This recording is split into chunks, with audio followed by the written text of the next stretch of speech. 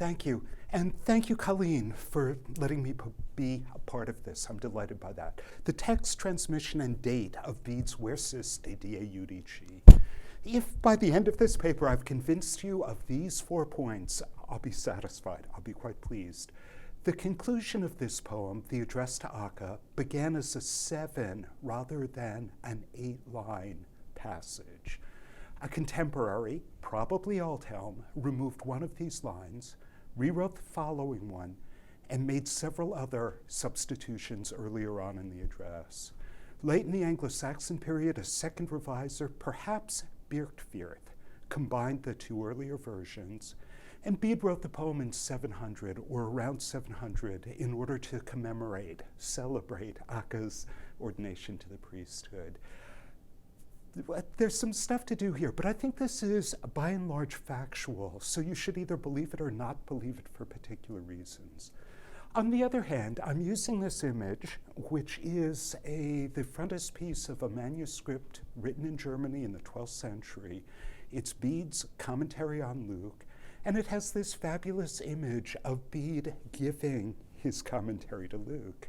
And as you've all noticed, above Bede's head is a poem, Ad laudem Christi, non nulla pater voluisti, per me conscribi, gratia de. You can see there's some explosive stuff, but what to me this image embodies, and what I'd like to use it for here today, is the very close relationship between Bede and Acca. And it's that I think today's topic touches on occasion, but I don't want it to be swamped by this issue. I hope I can keep it out to a certain extent. So here we have a manuscript you all know. This is Byrhtferth's part of the Historia Regum, preserved in Cambridge Corpus Christi 139. And Byrhtferth gives us all of Bede's poem and an 8-line conclusion for the address to Acca. What's interesting is that this is the text that was published by Twisden in 1652, so it's the one that scholars know. And indeed, it's the one that still influences Michael Lapidge, because in his reading of the next to last line, he prints servi, the reading of this manuscript and only this manuscript. And what's amazing is that it's glossed here as well werna. These are the central 2 lines of the argument that I'm going to be making today. Acca pater, that line is the one that Althelm cuts, and the next one, meque, is the one that he's going to revise. So keep this image in the back of your mind. But let's get to Lapidge's text translation, and then the 4 manuscripts in which the 8-line version appears, with the readings for servi in each of them. I'm just going to read the translation. Dear brother, let Christ protect you safely for me, and may he always make you blessed without end.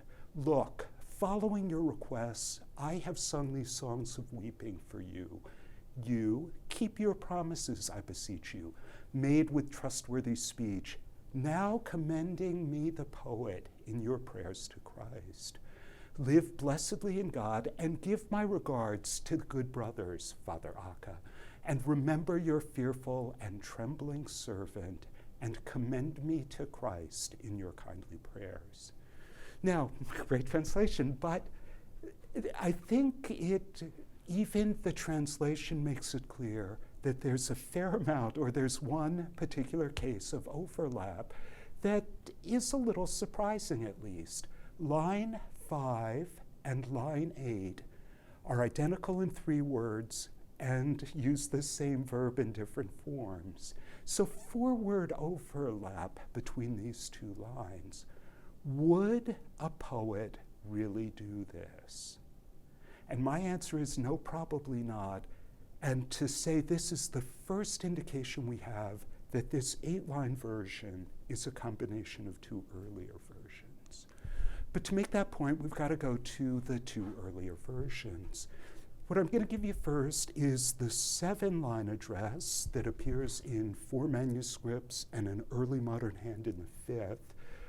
But this is the one that I think Bede wrote. So here goes. In columem mihi te Christus carissimi pater protegat, et faciat semper sine fine beatum, en tua usa sequens scripsi tibi carmine luctus, tua fac promissa precor, sermone fideli accapater, trepidi et pavidi remanescere verna, meque tuis Christo precibus commenda benignis, vive Deo Felix et diquale fratribus almis. Now, reads pretty well, except when I'm reading it, but it's a good poem. There's no doubt about it. It changes remarkably because of its last line. The tone of this changes remarkably. Again, we can come back to that in questions if you'd like, but my real focus is on the two previous lines. It's those which are the two final lines in number 3. But before we can discuss them, we have to discuss the third version of this, appearing in 5 manuscripts. And if we look at 1 and 3 for a minute, they're identical in their first 6 lines, but then 1 has 2 additional lines. Now, looking at that, you'd immediately say, scribe of 3 had 1, worked from 1, but unfortunately, the last 2 lines had been lost somewhere in the transmission. That would be a perfectly reasonable explanation for this, except that we have to take 2 into account. And suddenly with 2, that relationship is less clear, and I think the less likely explanation for this. So let's look first at 1 and 2. Now, I'd admit that it's possible that either Bede came back and saw the overlap and so moved the last 2 lines up into the place of the 5th line, or some really smart follower noticed something and so did it. But that's hard to believe. It's hard to believe either of those scenarios on the face of them. And I think the way I'd like to make that clear here today is to say that the last 2 lines of the 8-1, or lines 5 and 6 of the 7-1, fit better into 2 than they do into 1. So, fac tua fac promissa. Promissa is a plural. Keep your promises. Now, that's something we normally don't say to a friend. We normally say that to someone we don't trust or someone we're a little annoyed at. Keep your promises. But in 2, it makes perfectly good sense why that's being said, because we then hear what those promises are. Remanescere and commenda. Remember me and commend me to Christ. In the context of an ordination poem, which is what I'm about to argue for, that makes really great sense, doesn't it? Aka, you're about to become a priest, pray for me. Now that you're a priest, remember me and pray for me. They fit much more explicitly into 2. They make better sense in 2 than they do in 1, where we're left still with keep your promises, commending me to. Is that what the promise is? Well, it's then one promise, isn't it? Unless you commend in slightly different ways. It doesn't work as well in 1 as it does in 2. That's another indication, in addition to getting rid of the repetition, which suggests 2 is the better reading. But if we keep that in the back of our minds, then we can use 2 to explain or offer a different explanation for what's going on in 1. If you're in 2 and get to that line, tua fac promissa, and then cut the next line, what you're left with is meque tuis, and the end of that line. So keep your promises and commend me to Christ. That's, again, a little harsh, isn't it? And I should acknowledge at this point that commenda is impossible metrically. This upsets Michael so much that he almost denies authorship to Bede, because that last A of commenda has to be long, and it can't be long in this position. Again, we can come back to it if you'd like to. It's in both versions, so I don't think that we can use it to discount this number 2 as Bede's original.